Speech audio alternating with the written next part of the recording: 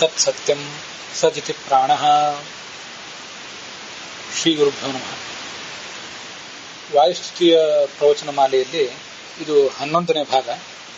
ತ್ರಿವಿಕ್ರಮ ಪಂಡಿತರ ರಚನೆಯಾದ ವಾಯುಸ್ತುತಿಯಲ್ಲಿ ಇದು 9ನೆಯ ಶ್ಲೋಕ. ಏಮಂ ಭಾವಂ ಭಜಂತೆ ಸುರಮುಖ ಸುಜನಾ ರಾಜಿತಂ ತೇ ತೃತೀಯಂ ಭಾಸಂತೆ ಭಾಸುರೈಸ್ತೆ ಸಹಚರಿತಲಿತೈಶ್ಚಾಮರೈಶ್ಚಾರುವೇಷಾಃ ವೈಕುಂಠೆ ಕಂಠಲಗ್ನ ಸ್ಥಿರಶುಚಿ ವಿಲಸತ್ ಕಾಂತಿ ತಾರುಣ್ಯಲೀಲಾ ಲಾವಣ್ಯ ಪೂರ್ಣಕಾಂತ ಕುಚಭರ ಸುಲಭಾ ಶ್ರೇಷ್ಠ ಸಂಮೋದ ಸಾಂದ್ರಾಹ. ಮುಖ್ಯ ಪ್ರಾಣನ ಮತ್ತೆ ಪರಮಾತ್ಮನ ಈ ರೂಪವನ್ನ, ಮುಖ್ಯ ಪ್ರಾಣನ 3ನೇ ರೂಪ ಅಂದ್ರೆ ಈ ಮಧ್ವ ಎಂಬ ರೂಪ, ಇದನ್ನ ಯಾರು ಉಪಾಸಿಸ್ತಾರೋ ಅವರಿಗೆ ಮೋಕ್ಷ ಎಂಬ ಮಹಾಫಲ ಸಿಗುತ್ತದೆ.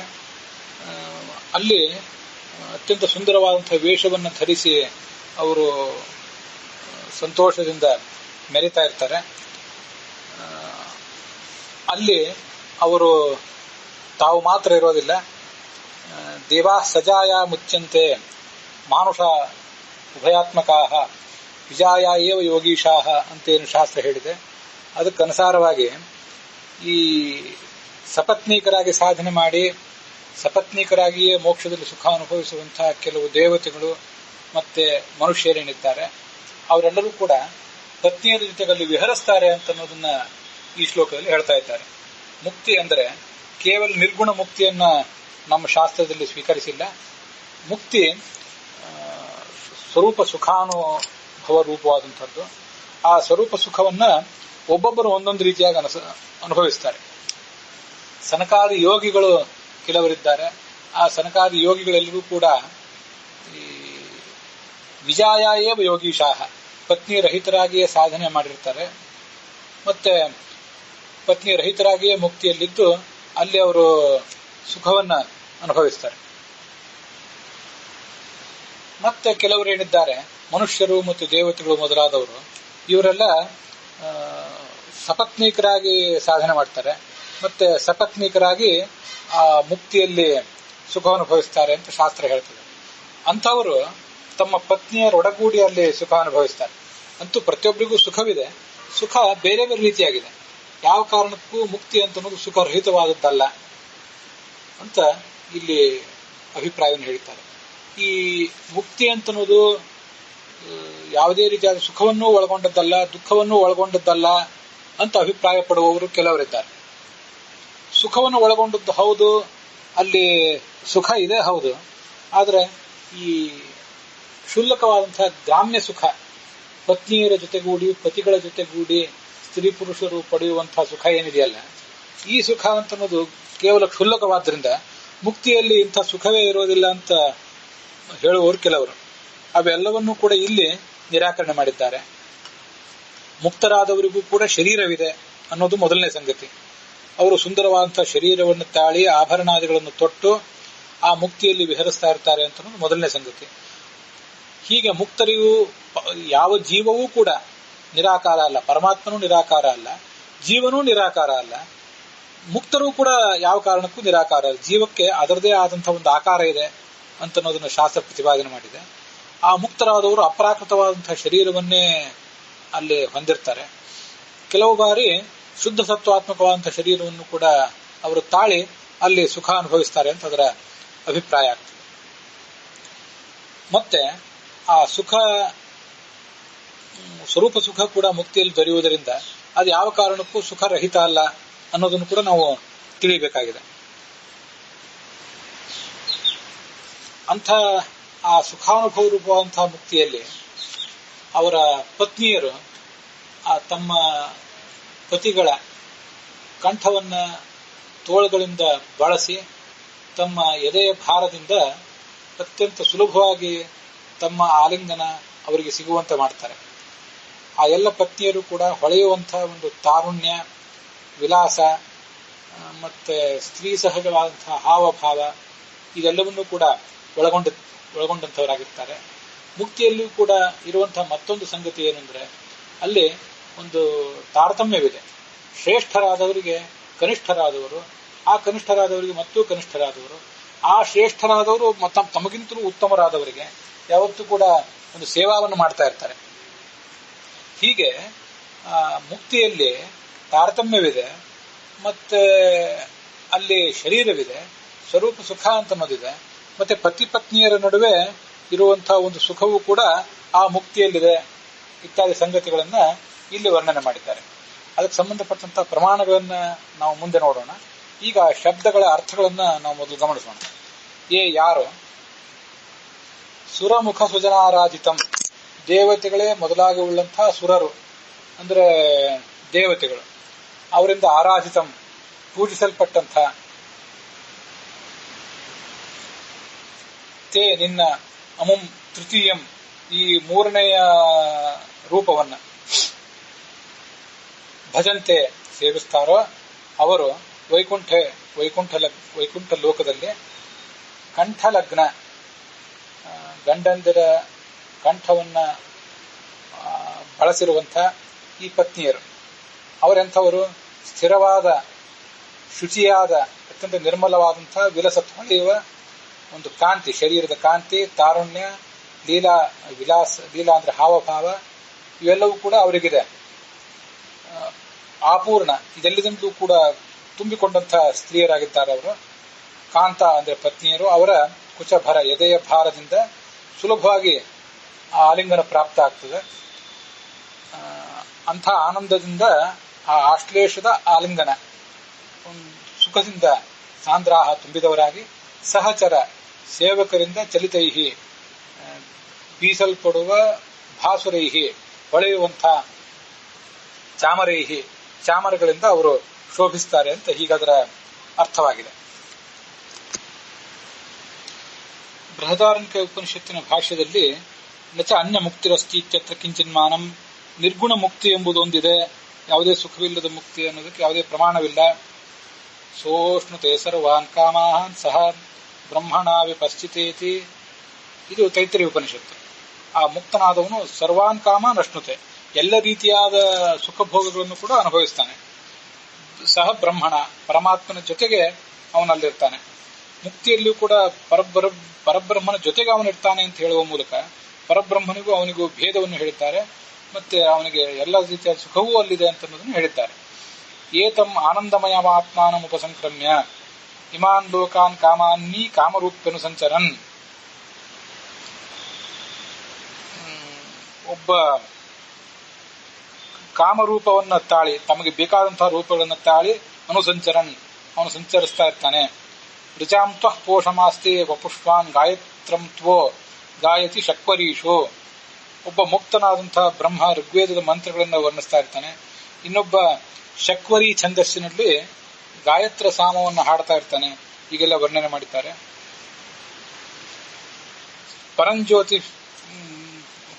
ಪರಂಜ್ಯೋತಿ ರೂಪಸಂಪದ್ಯ ಸ್ವೇನ ರೂಪೇಣ ಅಭಿನಿಷ್ಪತ್ತಿದೆ ಸಯೇಷ ಆತ್ಮೇತಿ ಹೋವಾಚ. ಆ ಮುಕ್ತನಾದವನು ಪರಂಜ್ಯೋತಿ ಅಂದ್ರೆ ಪರಮಾತ್ಮನನ್ನು ಹೊಂದಿ ಸ್ವರೂಪಾನಂದವನ್ನ ಪಡ್ಕೊಳ್ತಾನೆ. ಸತತ್ರ ಪರಿಯೇತಿ ಜಕ್ಷನ್ ಕ್ರೀಡನ್ ರಮಮಾಣ ಸ್ತ್ರೀಭಿರ್ವ ಯಾನೈರ್ವ. ತನ್ನ ಪತ್ನಿಯರ ಜೊತೆಗೆ ಅನೇಕಾನೇಕ ವಾಹನಗಳಲ್ಲಿ ಕೂತಾತ ಸಂಚಾರ ಮಾಡ್ತಾನೆ ಅಂತ ಶಾಸ್ತ್ರದಲ್ಲಿ ವರ್ಣನೆ ಮಾಡಿದ್ದಾರೆ. ತಸ್ಯ ಸರ್ವೇಷು ಲೋಕೇಶು ಕಾಮಚಾರೋ ಭವತಿ. ಅವನಿಗೆ ಎಲ್ಲಾ ಕಡೆನೂ ಕೂಡ ಸಂಚಾರ ಮಾಡುವಂತಹ ಒಂದು ಶಕ್ತಿ ದೊರೆಯುತ್ತದೆ. ಸ ಏಕದಾ ಭವತಿ ತ್ರಿಧಾ ಭವತಿ ಪಂಚಧಾ ಸಪ್ತಧಾ ಪುನಶ್ಚ ಏಕಾದಶಧಾ ಸ್ಮೃತಃ. ಆ ಮುಕ್ತನಾದವನು ಇಚ್ಛಾನುಸಾರವಾಗಿ 1, 3, 5, 7, 11 ಇತ್ಯಾದಿ ಎಲ್ಲಾ ರೂಪಗಳನ್ನು ಕೂಡ ಅವನು ತಾಳಬಲ್ಲ ಅಂತ ಶಾಸ್ತ್ರದಲ್ಲಿ ವರ್ಣನೆ ಮಾಡಿದ್ದಾರೆ. ನವರ್ತತೆ ಯತ್ರ ರಜಸ್ತಮಸ್ತಯೋ ಸತ್ವಂ ಚ ಮಿಶ್ರಂ ನಚ ಕಾಲ ವಿಭ್ರಮ. ಭಾಗವತದಲ್ಲಿ ಬರುವಂತಹ ಒಂದು ಶ್ಲೋಕ ಇದು. ಅಲ್ಲಿ ರಜಸ್ತಮೋ ಗುಣಗಳ ಸಂಪರ್ಕವಿಲ್ಲ, ಮತ್ತೆ ಈ ರಜಸ್ತಮೋ ಮಿಶ್ರವಾದಂತಹ ಸತ್ವಗುಣವೂ ಕೂಡ ಇಲ್ಲ. ಶುದ್ಧ ಸತ್ವವೇ ಅಲ್ಲಿರ್ತದೆ. ಪ್ರಕೃತಿಯೇ ಇಲ್ಲ ಅಂದ ಮೇಲೆ ಆ ಪ್ರಕೃತಿಯಿಂದ ನಿರ್ಮಿತವಾದಂತಹ ಯಾವ ವಸ್ತುವು ಕೂಡ ಅಲ್ಲಿಲ್ಲ. ಅಲ್ಲಿರುವಂತಹವರೆಲ್ಲರೂ ಕೂಡ ಹರೇಹ ಅನುವೃತಾ ಸುರಾಸುರಾರ್ಚಿತಾ ಶ್ಯಾಮಾವದಾತಾ. ಕೆಲವರು ನೀಲವರ್ಣದವರು, ಕೆಲವರು ಬಿಳಿ ಬಣ್ಣದವರು, ಶತಪತ್ರ ಲೋಚನಾಹ ಕಮಲದಂತೆ ಕಣ್ಗಳಿದ್ದವರು, ವಿಷಂಗ ವಸ್ತ್ರಾಹ ಪೀತಾಂಬರವನ್ನ ಉಟ್ಟಂಥವರು, ಸುರುಚಃ ಅತ್ಯಂತ ಸ್ವಚ್ಛವಾದ ಕಾಂತಿ ಇದ್ದವರು. ಹೀಗೆಲ್ಲ ಶ್ರುತಿ ಸ್ಮೃತಿ ಪುರಾಣ ಇತಿಹಾಸಗಳಲ್ಲೆಲ್ಲ ಅವರಿಗೆ ಶರೀರಗಳನ್ನು ವರ್ಣನೆ ಮಾಡಿದ್ದಾರೆ.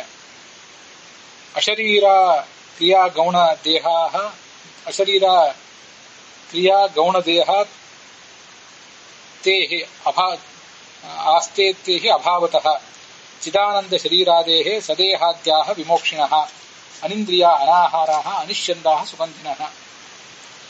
ಮುಕ್ತರಿಗೆ ಸತ್ವರದ ಸ್ತಮೋ ಗುಣರೂಪವಾದಂತಹ ದೇಹವಿಲ್ಲ, ಕ್ರಿಯಾ ಇಲ್ಲಾದ್ರಿಂದ ಅವರು ಶರೀರರಹಿತರು, ಕ್ರಿಯಾರಹಿತರು ಅಂತ ಅವರನ್ನ ವರ್ಣನೆ ಮಾಡ್ತಾರೆ. ಯಾಕೆ ಅವರು ಶರೀರರಹಿತರು ಅಂದ್ರೆ ಪ್ರಾಕೃತವಾದ ಶರೀರ ಉಳ್ಳವರ ಇಲ್ಲ ಆದ್ರಿಂದ ಮಾತ್ರ ಅವರನ್ನ ಶರೀರರಹಿತರು ಅಂತ ವರ್ಣನೆ ಮಾಡ್ತಾರೆ. ಚಿದಾನಂದ ಶರೀರ ಇಂದ್ರಿಯ ಇತ್ಯಾದಿ ಎಲ್ಲವೂ ಕೂಡ ಅವರಿಗಿದ್ದೇ ಇದೆ. ಅನಿಂದ್ರಿಯರು ಅನಾಹಾರರು, ಇಂದ್ರಿಯ ಅವರಿಗಿಲ್ಲ, ಅನಾಹಾರರು. ಯಾಕೆ ಅಂತಂದ್ರೆ ಯಾವುದೇ ಪ್ರಾಕೃತವಾದಂಥದ್ದಿಲ್ಲವೋ ಆದ್ರಿಂದ ಅವರನ್ನ ಹೀಗೆ ಅನಿಂದ್ರಿಯ ಅನಾಹಾರ ಅಂತ ವರ್ಣಿಸ್ತಾರೆ. ಸುಗಂಧಿನಃ ಎಲ್ಲ ರೀತಿಯಾದಂತಹ ಸುಖಗಳನ್ನು ಕೂಡ ಅವರು ಅನುಭವಿಸ್ತಾರೆ ಅಂತ ಅಲ್ಲಿ ವರ್ಣನೆ ಮಾಡಿದ್ದಾರೆ. ಈ ಎಲ್ಲ ಪ್ರಮಾಣಗಳಿಗೆ ಅನುಸಾರವಾಗಿ ಆ ಮುಕ್ತರಾದಂತಹ ಜೀವರಿಗೆ ಒಂದು ಶರೀರ ಇದೆ, ಸುಖವೂ ಕೂಡ ಇದೆ ಅಂತ ಅನ್ನೋದನ್ನ ನಾವು ತಿಳಿಯಬಹುದಾಗಿದೆ. ತೈತರಿಯ ಉಪನಿಷತ್ತು ಅದರ ಭಾಷೆಗಳು ವರ್ಣಿಸಿರುವಂತೆ ಇದೊಂದು ಖ್ಯಾತವಾದಂತಹ ಭಾಗನೆಯಾಗಿದೆ. ತೇಷತಂ ಮನುಷ್ಯ ಗಂಧರ್ವಾಣಾಮಾನಂದಾಹ ಸಯೇಕೋ ದೇವಗಂಧರ್ವಾಣಾಮಾನಂದ.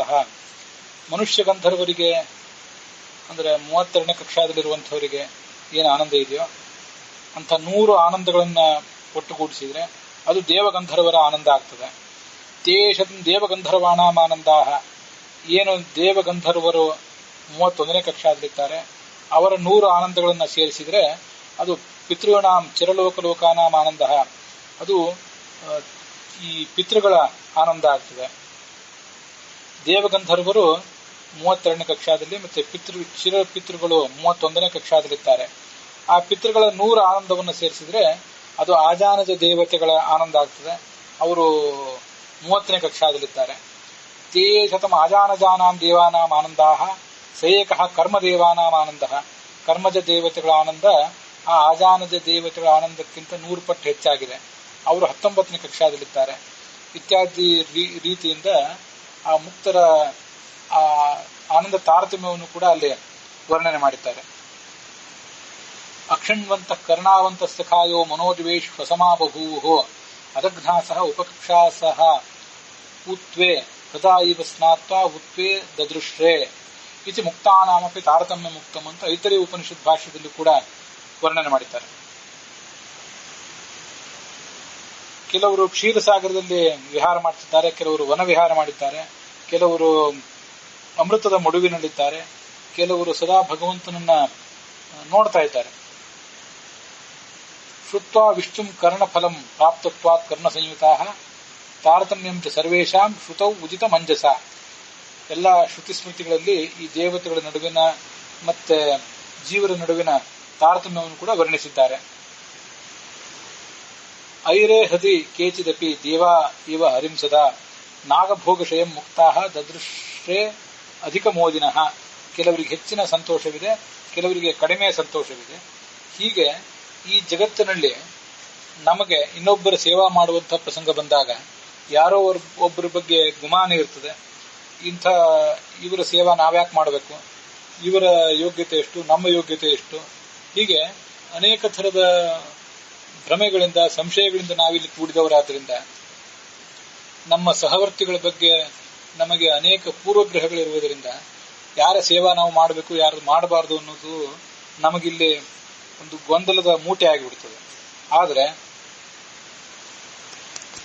ಆದರೆ ಮುಕ್ತ ಲೋಕದಲ್ಲಿರುವಂತಹವರೆಲ್ಲರೂ ಕೂಡ ಎಲ್ಲ ರೀತಿಯಾದ ದೋಷಗಳನ್ನು ಕೂಡ ಕಳ್ಕೊಂಡವರಾದ್ರಿಂದ ಅವರಿಗೆ ಇಂಥ ಯಾವುದೇ ಪೂರ್ವಗ್ರಹಗಳಿರೋದಿಲ್ಲ. ಉತ್ತಮರಾದವರ ಸೇವೆಯನ್ನ ಅವರು ತಾವಾಗಿಯೇ ಯಾವುದೇ ಗೊಂದಲವಿಲ್ಲದೆ, ಯಾವುದೇ ರೀತಿಯಾದ ಅಸೂಯೆಯೂ ಇಲ್ಲದೆ ಅವರು ತಾವಾಗಿ ಎಲ್ಲ ಸೇವೆಯನ್ನು ಕೂಡ ಮಾಡ್ತಾರೆ ಅಂತ ಅನ್ನೋದನ್ನ ತಿಳಿಯಬೇಕಾಗಿದೆ.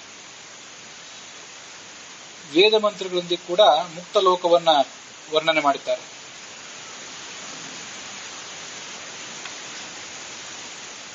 ಎಲ್ಲಿ ಅನೇಕ ಜನ ದೇವತಾ ಪರಿವಾರದ ಸ್ತ್ರೀಯರಿದ್ದಾರೋ, ಎಲ್ಲಿ ಇಚ್ಛಾನುಸಾರ ವಿಹಾರ ಇದೆಯೋ ಅಲ್ಲಿ ನನ್ನನ್ನ ನೀನು ಕರೆದುಕೊಂಡು ಹೋಗು. ಯತ್ರ ತತ್ ಪರಮಂ ಪದಂ ವಿಷ್ಣೋ ಲೋಕೆ ಮಹೀಯತೆ ದೇವೈಹಿ ಸುಕೃತ ಕರ್ಮಭಿಃ ತತ್ರ ಮಾಂ ಅಮೃತಂ ಕೃಧೀಂದ್ರ ಇಂದ್ರೋ ಪರಿಸ್ರವ. ಯತ್ರ ಆನಂದಾಶ್ಚ ಮೋದಾಶ್ಚ ಮುದಃ ಪ್ರಮುದಾಸತೆ, ಎಲ್ಲಿ ಅನೇಕ ಬಗೆಯ ಆನಂದಗಳಿವೆಯೋ ತತ್ರ ಮಾಂ ಅಮೃತಂ ಕೃಧಿ, ಅಲ್ಲಿ ನನ್ನನ್ನು ನೀನು ಕರ್ಕೊಂಡು ಹೋಗು ಅಂತ ವರ್ಣನೆ ಮಾಡ್ತಾರೆ. ಹೀಗೆ ಆ ಮುಕ್ತ ಲೋಕದಲ್ಲಿ ಇರುವ ಸುಖಗಳನ್ನ ಶ್ರುತಿಗಳು ಮತ್ತು ಪುರಾಣಗಳೆಲ್ಲವೂ ವರ್ಣಿಸ್ತವೆ. ಮತ್ತೆ ಮುಕ್ತ ದೇವತೆಗಳು ಕೂಡ ಆ ಜಗತ್ತಿನಲ್ಲಿ ತಮ್ಮ ಲೀಲೆಯನ್ನು ಮಾಡ್ತಾರೆ, ಶೃಂಗಾರದ ಸುಖವನ್ನು ಅನುಭವಿಸ್ತಾರೆ ಅಂತ ಹೀಗೊಂದು ಕಡೆ ಐತರೇಯ ಉಪನಿಷತ್ ಭಾಷ್ಯದಲ್ಲೇ ವರ್ಣಿಸ್ತಾರೆ. ಅಲ್ಲಿ ಭಗವಂತ ಸ್ತ್ರೀಪುಂ ರೂಪನಾಗಿರ್ತಾನೆ, ಅರ್ಧನಾರಿ ನರ ರೂಪನಾಗಿ ಭಗವಂತ ಅಲ್ಲಿರ್ತಾನೆ. ಉಳಿದ ದೇವತೆಗಳು ಕೂಡ ಅಲ್ಲಿ ಆ ಥರ ಇರ್ತಾರೆ. ಹೇಗೆಂದ್ರೆ ಏಷ ನಾರಾಯಣೋ ದೇವೋ ಹಿ ಅರ್ಧನಾರಿ ಪುಮಾತ್ಮಕಃ, ಅವನು ಅರ್ಧನಾರಿ ನರ ರೂಪನಾಗಿದ್ದಾಗ ಸರ್ವೇ ದೇವಾಃ ಸಭಾರ್ಯಾಶ್ಚ ತಂ ಪ್ರಾಪ್ಯ ಪುರುಷೋತ್ತಮಂ ಏಕೀಭಾವಂ ಸ್ವಭಾರ್ಯಾಭಿಃ ಅರ್ಧನಾರಿ ಪುಮಾತ್ಮನ. ಎಲ್ಲ ದೇವತೆಗಳು ಕೂಡ ತಮ್ಮ ತಮ್ಮ ಪತ್ನಿಯರ ಜೊತೆಗೆ ಅರ್ಧನಾರಿ ನರ ರೂಪವನ್ನು ತಾಳಿ ಪ್ರಾಪ್ಯೈವ ಉಪಾಸತೆ ವಿಷ್ಣು ಮುಕ್ತಾಹ ಸಂಸಾರ ಸಾಗರಾತ್ ಮೋದಂತೆ ಚ ರಮಂತೆ ಚ ವಿಭಾಗಂ ಚ ಇಚ್ಛೆಯ ಆಪ್ನುಯುಹೋ ಬಹುಧಾ ಚ ಭವಂತೇತೆ. ಅನೇಕ ರೂಪಗಳನ್ನು ಅವರು ತಾಳಬಲ್ಲರು. ಪ್ರಸಾದಾದ್ ವಾಸುದೇವಸ್ಯ ಭಾಗೈಹಿ ಸ್ತ್ರೀಪುಂ ಸ್ವರೂಪಿಣಃ. ಹೀಗೆ ಸ್ತ್ರೀಪುಂ ರೂಪಿಯಾದಂತಹ ಭಗವಂತನ ಪ್ರಸಾದದಿಂದ ಅವನ ಅಧೀನದಲ್ಲಿಯೇ ಇವರಿದ್ದು ತದ್ವಶಾಹ ತತ್ಪರಾಯಣಾಹ ರಮಂತೆ ನಾಣ್ಯಗಮ್ಯೋಸು ದೇಶೋ ವಿಷ್ಣೋ ಪರಾತ್ಮನಃ. ಇಂಥ ಸುಖವನ್ನು ಅವರಲ್ಲಿ ಪಡಿತಾರೆ ಅಂತ ಐತರೇಯ ಉಪನಿಷತ್ ಭಾಷ್ಯ ಕೂಡ ಅವರನ್ನ ವರ್ಣಿಸ್ತದೆ.